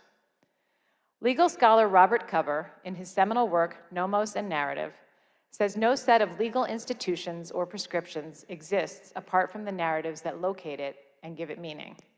In other words, the context and stories that revolve around a rule or a law are critical to our perception of them, and by extension, our investment in following them. So how does Passover fit into this? In my own childhood, Passover was spent with family and friends, finding the chametz, chopping apples for haroset, setting beautiful tables with place cards, all so that we could join together and tell the story of the Exodus. The ritual of it all imbued the story with significance in my mind, as it was clearly of significance to the adults around me. It's a captivating story with good and bad, suffering, courage, and redemption. The story is etched in my mind, as are the lessons of the Seder, through a combination of compelling narrative and meaning we created as we planned and celebrated together. Passover places me in the context of my beloved family, connecting me to my mother and her parents and their parents through both ritual and learning. Our cherished Supreme Court Justice Ruth Bader Ginsburg summed it up this way: on Passover, Jews are commanded to tell the story of the Exodus and to see ourselves as having lived through that story so that we may better learn how to live our lives today. As a child, Passover taught me what type of person I ought to be. As an adult, it continues to ground me with connection and opportunities for reflection and growth. So what can these ideas offer us in terms of the world we live in? In a world that is increasingly polarized, whether due to isolation, lack of information, or disinformation, we have to find ways to connect. In the essay I mentioned earlier, Robert Cover points out that people who are anti-choice and people who are opposed to the death penalty both point to the sanctity of life to make their case. The narrative, or the stories, that we have in our minds about pregnant women, about criminals, prisons, and courts has everything to do with how we see these issues. The story is key. As a former community organizer, as a progressive educator, as a parent, and as someone who currently works in the field of restorative practices and social emotional learning, I've built my work on this premise of listening to people's stories. Progressive educators everywhere will tell you that when it is done well, developing classroom rules with students is a chance to tease out why certain things matter or don't, and to learn about what is important to their peers and their teacher. When a harm does occur, if we are practiced at listening to one another, we are equipped to learn about the impact and find growthful ways of repairing the harm. When people listen to one another's story, we grow our capacity to understand ourselves and each other, bridging difference in schools, families, workplaces, and society as a whole. The impact of telling our stories is also visible when it comes to reducing prejudice and changing people's minds. For those of you who haven't heard of deep canvassing, and a shout out to my brother-in-law who started a deep canvassing organization called Changing the Conversation Together, deep canvassing isn't about getting out the vote for my candidate. It's about having real conversations about our lives that allow us to connect to one another in meaningful ways. It was first developed by LGBTQ organizers who had lost initiative after initiative in the voting booth. Having heart-to-heart conversations led to a difference in how people voted. Now, it's possible God knew this, because our rules turned the Passover story into a Jewish touchstone. The Ve'ahavta tells us to remember the Exodus each morning and every night. The Exodus appears in our weekly Shabbat prayers and even in the first commandment. I am the Lord your God who brought you out of the land of Egypt, out of the house of bondage. We are told to tell the story of the Exodus every year, no matter how well we know it, and that enlarging upon the telling is praiseworthy.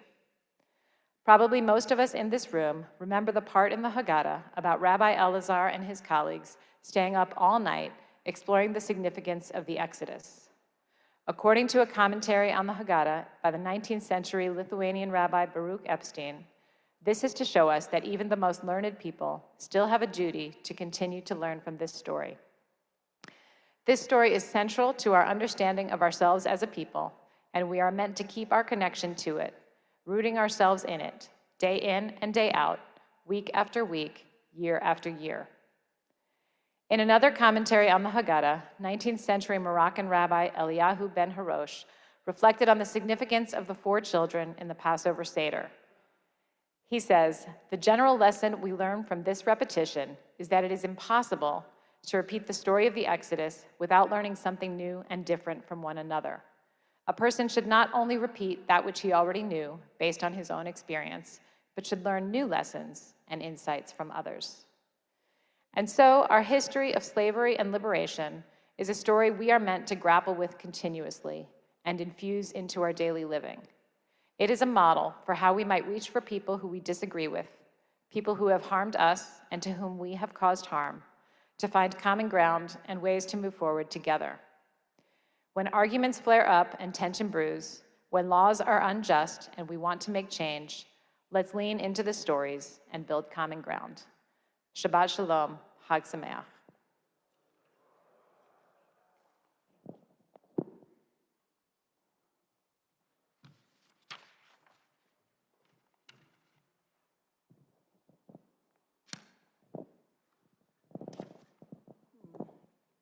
Seems that my Devar Torah was taken from here. Is there any chance that some papers were taken from there? Interesting. All right. Well, okay. I'm going to speak from my own memory and thoughts. Nope. It's okay. I can do this. Okay. So, Elian and Tresa, I love the topic that you chose, and I love the way you did it. And I love the interrelationship between the conversation about rules and choice in relationship to rules, and the conversation about story and how they connect. The essay, Nomos and Narrative by Robert Cover was actually the focus of my rabbinic thesis as I wrote about the possibilities of liberal halakha and how we might, as liberal Jews, imagine creating a set of rules that we would live by. So rules, let's start with rules. We are known as a people, we are known by others a lot of times as the religion or the people who are very rule-bound, who are structured and who follow the law.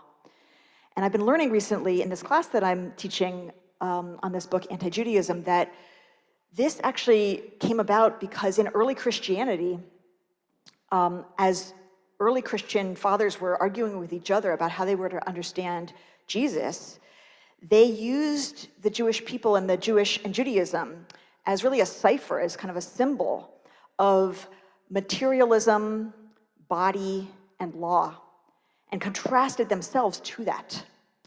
And often it wasn't actually in relationship to real Jews and real Judaism, it was fighting with each other about whether they were being too materialistic and too focused on physicality and too focused on law or literal interpretation of text compared to an abstracted, more spiritualized version.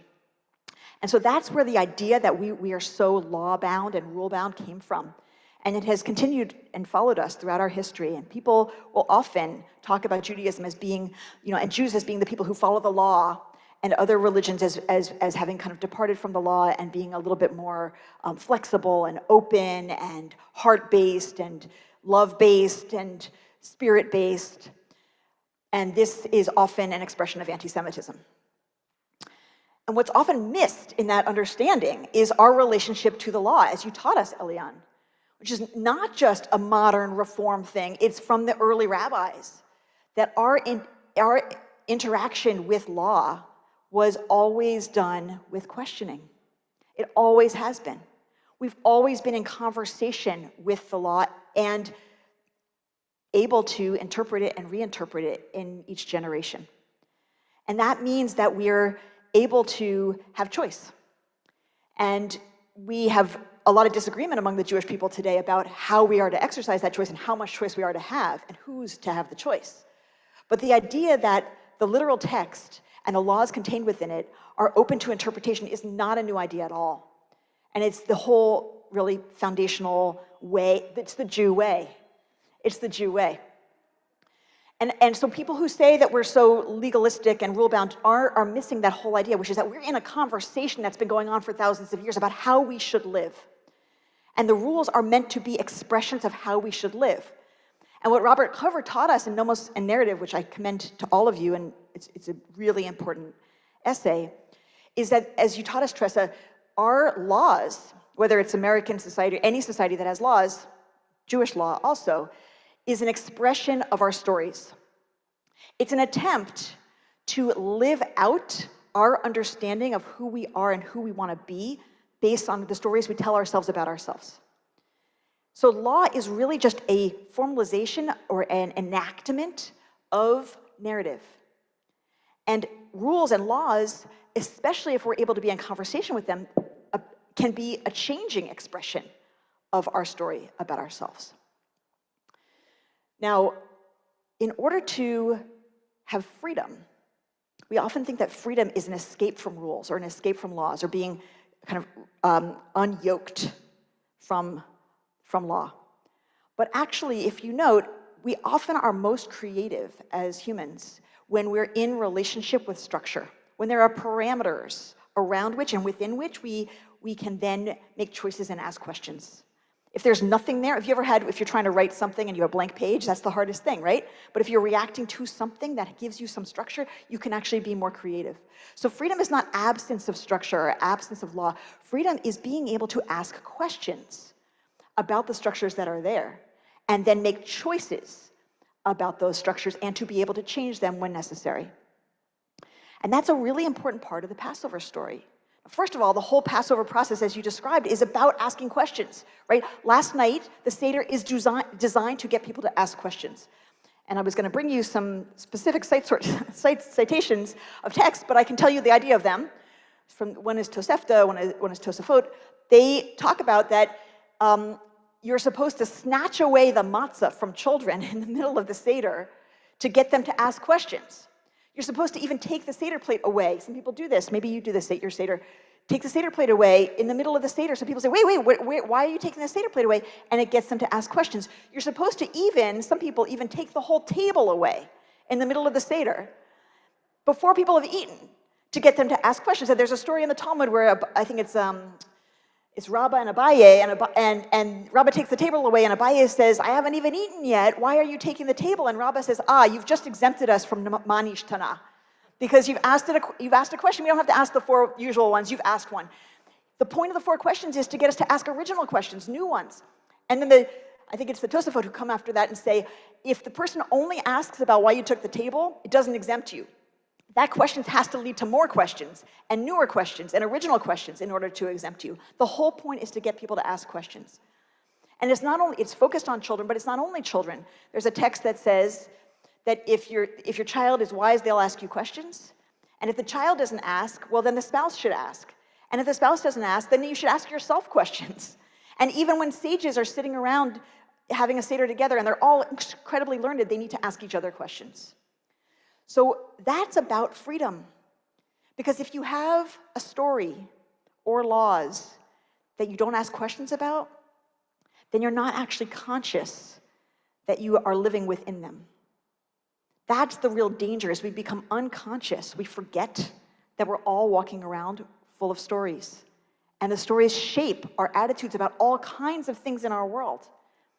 And the problem isn't that we have the stories. We're always going to have stories. The problem is if we're unconscious that we have stories.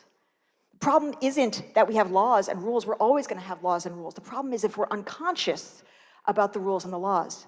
And what gets us conscious is asking questions, because asking questions means that it doesn't have to be the way it is. Asking questions means there could be alternatives. And once we do that, then we can imagine choice. And once we can imagine choice, well, that's freedom. And so, our stories shape our laws. Our laws are expressions of who we think we are and who we want to be based on the stories we're telling. And what's important in the whole process is asking questions and becoming conscious.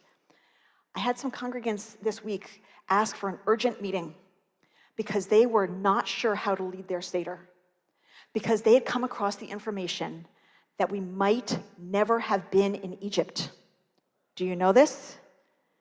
This might blow your mind right now. I don't mean to ruin your day, but we don't have archaeological evidence that a large number of people traveled through the Sinai.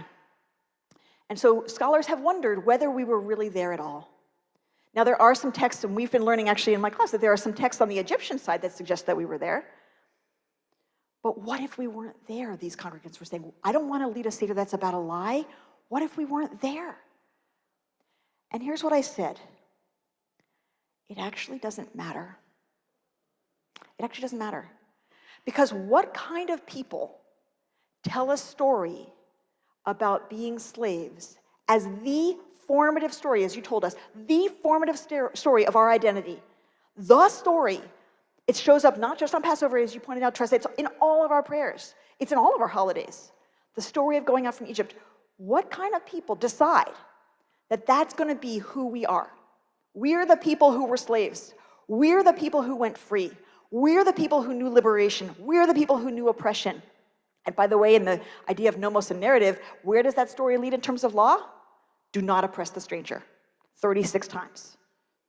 Okay? So what kind of people choose that story? Now, maybe it happened, and maybe it didn't.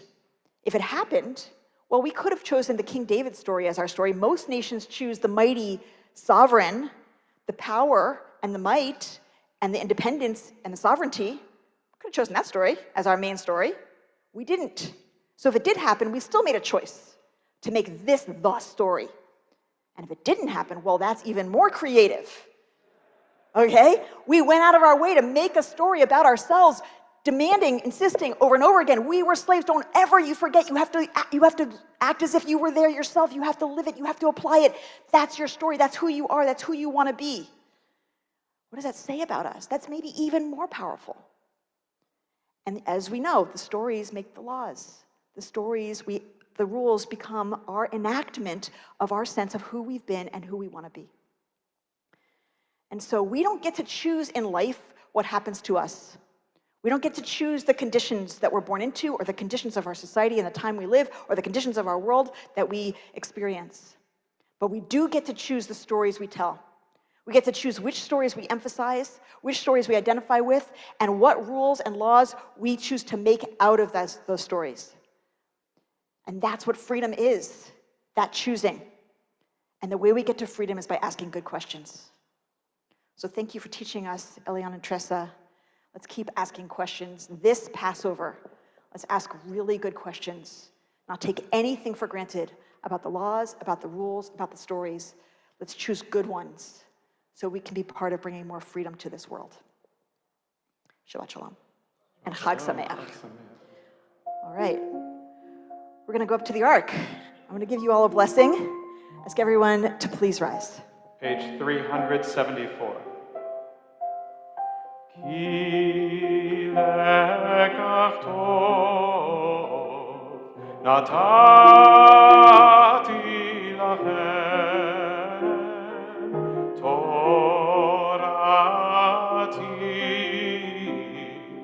al tazovu etz chaim amachazikim bach v'tomechea meushadeh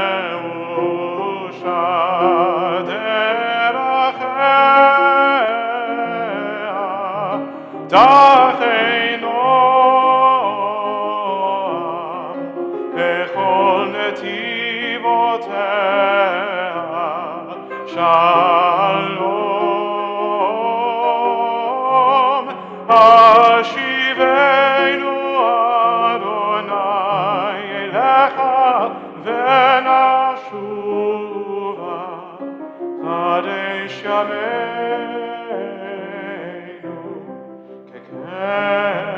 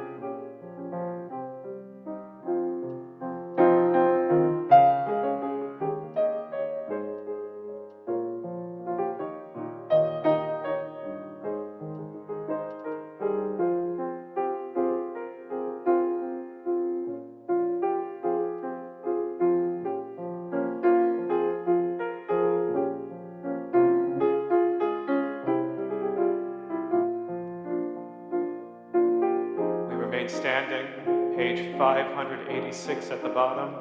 Aleinu l'shabeach. Aleinu l'shabeach l'adon hakol, לתת גדולה ליוצר בראשית, שלא עשנו כגויי הארצות, ולא שמנו כמשפחות האדמה, שלא שם חלקנו כהם, וגון עלינו ככל המונם, ואנחנו קוראים ומשתחווים ומודים לפני מלך מלכי המלכים הקדוש ברוך הוא. 588 שהוא נוטה שמיים ויוסר הארץ ומושב יקרו בשמיים ממעל ושכינתו זו בגובי מרומים הוא אלוהינו אינו אמת מלכנו אפס עולתו ככתוב בתורתו וידעת היום והשבות אל לבביך כי אדוני הוא האלוהים בשמיים ממעל ועל הארץ מתחת אין עוד. 591 ונאמר והיה אדוני למלך על כל הארץ ביום ההוא יהיה אדוני אחד ושמו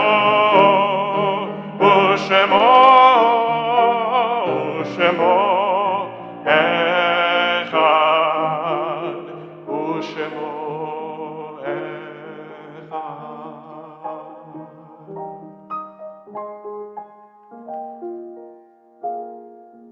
Please be seated.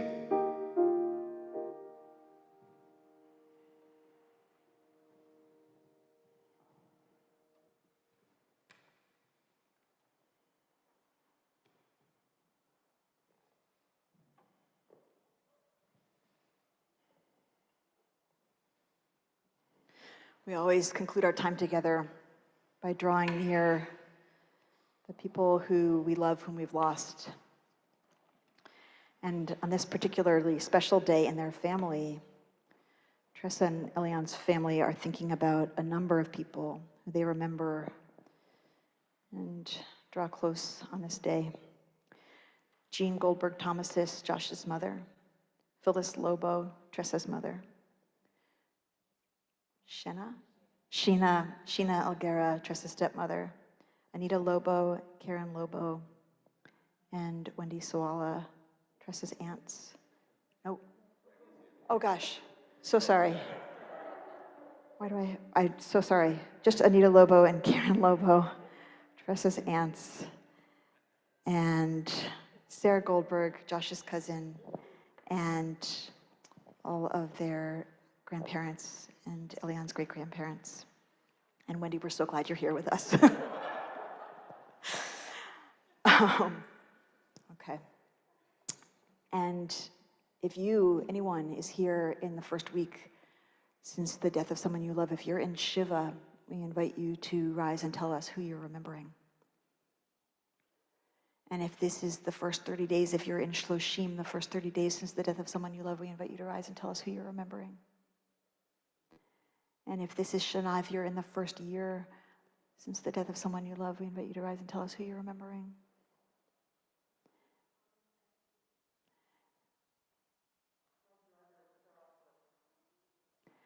And if this is a yard site, if this is a yard site for you, we invite you to rise and tell us who you're remembering.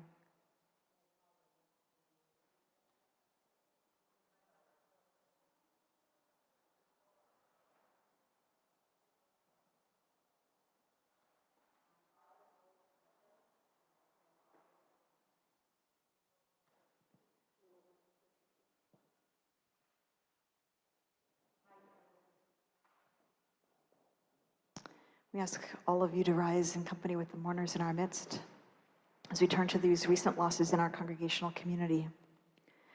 Stanley Ferdig, father of Ira Ferdig, father-in-law of Kate Whittles, and grandfather of Daniel and Maya. Wanda Quintana Herskowitz, wife of Michael Herskowitz and mother of Julianne and Annalise. Judith Parker, our member and wife of Stuart Parker and mother of Sarah Green and Ned Parker. Cecile Gruer, grandmother of Talia Kovacs. Daniel Alexander Goodman. On these yard sites, Julia Altschul, Ludwig Barr, George Bayron, Adelie Beckwith, Roberto Behar Baruch, Barbara Blaustein Hirschhorn, Aaron Bucksbaum, Jacob Clark, Gordon Gronheim, Michael Edelman, Paul Fisher, A.E. Robert Friedman, Frederick Frisch, Abraham Gold, Seligman Goodman, Ida Greenspan, Nathan Honig, Leon Horowitz, Carolyn Jaffe, Edith Case, Alvin Karp, Joseph Kellner, Alfreda Kleiman, Patricia Cook, Arnold Corman, Catherine Kruger, Samuel Levitt, Bernice Levy, Julia Linarello, Joseph Love, Murray Lubau, Aaron Marcus, Eva Marcus, Rachel May, Rance Miles, Anna Morrow, Mildred Mort Gawthorpe, Grover Moskowitz, Ray Muchnick, Ida Newberger, Max Newberger, Sadie May Nova, Mark Panley, Annette Perlberg, Shelley Phelps, Chet Safian, Louis Shine, Victor Schwartz, Sarah Schatz, Joe Sherman, Harry Soloff, Herb Stein, Phyllis Stillman, Phyllis Urich, Marta Velasco, Abraham Wexler, Tina Weitzer, Norman Wolozin, Patty Zeltz. Holding them all together, we say, Zichronam Livracha. May their memories be an everlasting blessing as we turn to the words of the Mourner's Kaddish on page 598. Yitgadal v'yitkadash shemei Rabbah. Amen. Be'alma divra chirute v'yamlich machute. B'chayechon uv'yomechon uv'chayei d'chol Beit Yisrael. Ba'agala uv'izman kariv imru. Amen. Amen. Yehei shmei Rabbah mivarach le'elam u'lalmei almaya. Yitbarach v'yishtabach v'yitpa'ar v'yitromam v'yitnaseh. V'yithadar v'yit'aleh v'yithalal shmei t'kudesha brichu. Le'ela min kol birchata v'shirata, tushbechata v'nechemata, da'amiran be'alma v'imru. Amen. Amen. Yehei shlama rabba min shemaya v'chayim aleinu ve'al kol Yisrael v'imru. Amen. Oseh shalom b'mromav, hu yaseh shalom aleinu ve'al kol Yisrael ve'al kol yoshvei tevel v'imru. Amen. May the one who makes peace make peace for all who mourn. We say together, Amen. Oseh shalom b'mromav, hu yaseh shalom aleinu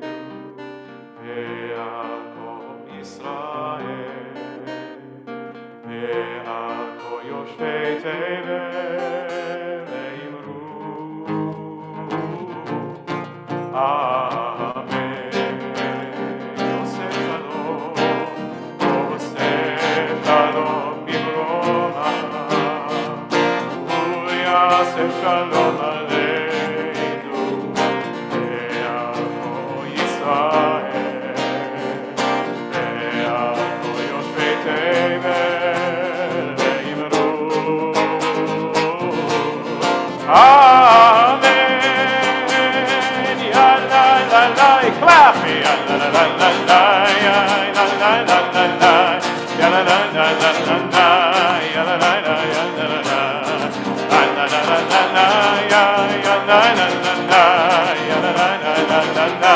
la la la la la, la la la la la.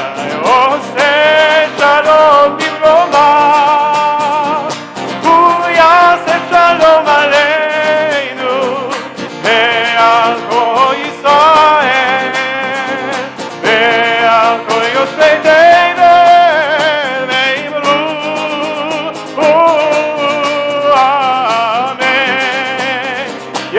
Let's hear it, your voices, go!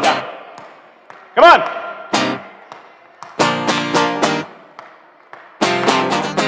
Way to go, Aaron, come on!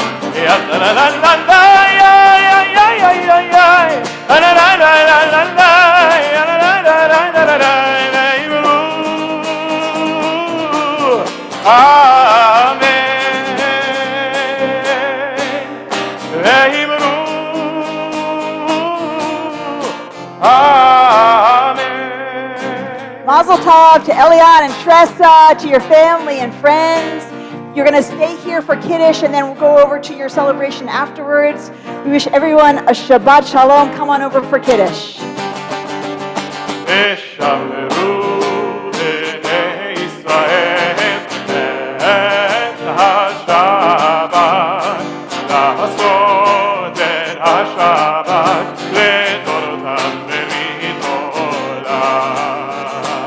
ביני ובין בני ישראל, אותי לעולם.